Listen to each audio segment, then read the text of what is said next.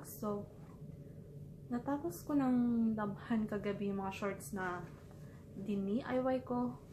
So, ito naman yan. Ito yung una. Ano siyang ganyan. Diyan. May ganap. So, madali lang siya actually gawin. Ito yung pangalawa. Ginawa ko to after. Ginawa ko to nung isang araw. Hindi ko na napakita kagabi. So, ito yung pangalawa. Mas marami siyang mga ganito. And the last one was this one.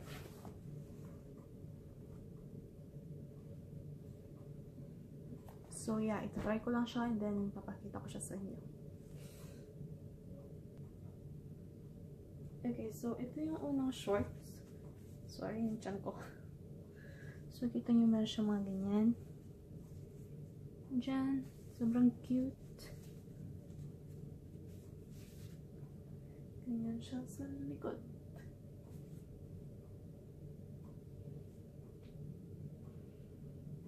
O, diba? Akalain mo bang ito yung pants noon? And by the way, itong shorts na to, itong pants na to dati, ginawa ko shorts, sa kapatid ko to. Yung mga pants niya na ayaw niya, ginawa kong shorts. So, that's the first one. So, ito yung pangalawa. Medyo mas mahaba siya. Kasi dun sa una, yung una, mas maikse. And then, see, meron din siya mga ganito. Or kayong bahala. Like, kung paano design. Kung gusto niyo yung sa akin ganyan. Ginunting-gunting ko lang siya dito. Yan yung back, medyo mas mahaba siya. Compare nung sa una. Sobrang cute. Diba? Yung last, again, mas mahaba siya. Yung una yung pinaka-maikse. Kasi na-extend ko siya. So, ganyan siya sa likod.